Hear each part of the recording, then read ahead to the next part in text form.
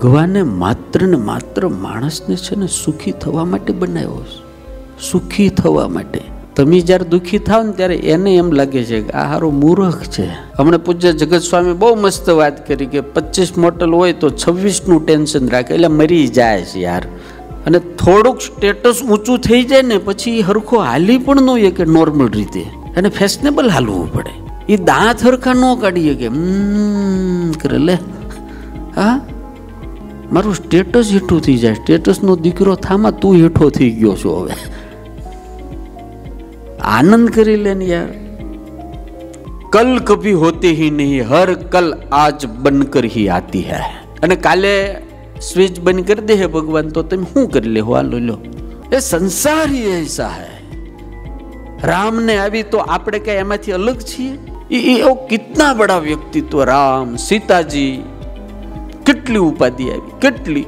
આપણે તો એની અડધી એના 10માં ભાગની નથી યાર ઉપાધિ.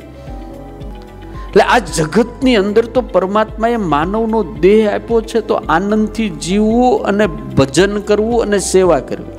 બહુ વર્ષથી અમે લોકો એકચ્યુઅલી વેઇટ કરતા હતા કે ક્યારે ગુરુજીના દર્શન કરવા મળે અને ક્યારે આટલું સરસ સત્સંગની અમને લોકોને મજા આવે.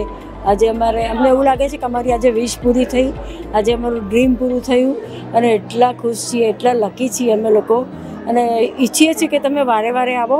આજે સ્વામીજીએ હનુમાન દાદાના ચરિત્ર વિશે જે વાત કરી અને એમાં જે એમના ચિરંજીવી સ્વરૂપને ભજવાની અમારી જે શ્રદ્ધા હતી તે પણ અપાર વધારી દીધી. તે બદલ અને આજે અમારા માટે તો એક સ્વપ્ન થઈ ગયું કે આજે સ્વામીજી અમારા સિટીમાં આવ્યા અને અમને આ રીતે વ્યાખ્યાન આપ્યું. આજે જે શાસ્ત્રીજી મહારાજે જે વાત કરી કે જીવનમાં કેવી રીતે જીવવું જોઈએ, અલમસ્ત થઈને જીવો, ટેન્શન વગર જીવો અને પ્રગતિ કરતા રહો. ટેન્શન લેવાની જરૂર નથી, ખૂબ આનંદ રાખો અને ભલું કરો, એકબીજાને સહાયરૂપ થાઓ. જે આપણને જીવનમાં કોઈ પણ તકલીફ આવે તો તકલીફને કેવી રીતના દૂર કરવી. તકલીફ બધાને આવે છે પણ તકલીફનો સામનો કેવી રીતના કરવો તે શીખવાડવામાં આવે છે, બરાબર. અને આ જીવનમાં ખૂબ જ ઉપયોગી વસ્તુ છે. તે તથા નવી જનરેશન જે અમેરિકામાં છે, યુએસએમાં, એના માટે ધર્મ અર્થ કામ મોક્ષ, ધર્મમાં આગળ રહો, દાન કરો અને તમારું જીવન સારું રાખો, ભક્તિમય રાખો તો હંમેશા તમે સ્વસ્થ રહેશો. સ્વામીજીની કથામાં જે યંગ કિડ્સ માટે જે એમણે આપ્યું પ્રવચન એ બહુ સરસ આપ્યું. નવા જનરેશન માટે એમણે જે કંઈ પણ કહ્યું એ સમજવા જેવી વસ્તુ છે અને હનુમાનજી મહારાજની કૃપા તો છે જ અને રહેશે બધા માટે. અમારી એવી અંગત પ્રાર્થના છે કેન્સર સિટી તરફથી કે ભાઈ આ સારંગપુરના હનુમાન દાદાનું નાનું એવું મંદિર અહીંયા અમારા ગામમાં થાય, અમારા કેન્સર સિટીમાં થાય એવી અમારા હરિભક્તો બધા એની આશા છે અને દાદાને પ્રાર્થના કરીએ કે તેઓ અમારી આશા પૂર્ણ કરે અને અહીંયા કેન્સર સિટીમાં એમનો ધામ બનાવીએ. આજના દિવસે મારા સ્વામીના અને દાદાના ચરણોમાં એ જ પ્રાર્થના કે આ જે સ્વામીએ આજે ચર્ચા કરી છે, જે પ્રવચન કર્યું છે એ જીવન આપણે એ રીતે જીવી શકીએ તો આપણે ખરેખર આપણે જીવન સાકાર બનાવી શકીએ છીએ. આજે સ્વામીજી અમને ખૂબ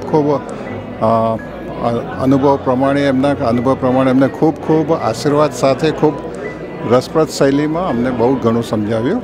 ખૂબ પુણ્ય કર્યા છે કે આ અમેરિકા જેવા દેશમાં રહીને પણ અમને સ્વામીજીના આવા આશીર્વાદના વચનો અમને સાંભળવા મળે છે. એમનો ખૂબ ખૂબ આભાર અને અમારી ઈચ્છા છે કે અહીંયા કષ્ટભંજન દેવજીનું અહીંયા ખૂબ સરસ ભવ્ય મંદિર બને. સંતોના નામ અને હનુમાન દાદાની કથાથી બધા જ લોકોએ ભાવપૂર્વક આવ્યા, ખૂબ આનંદ કર્યો અને બધા હેપી છે. હવે નેક્સ્ટ ટાઈમ ફરીથી અહીંયા કેન્સર સિટીમાં સંતોને બોલાવવા માટેનું ઘણા બધાનો આગ્રહ થયો છે. ખૂબ ખૂબ આનંદ થયો.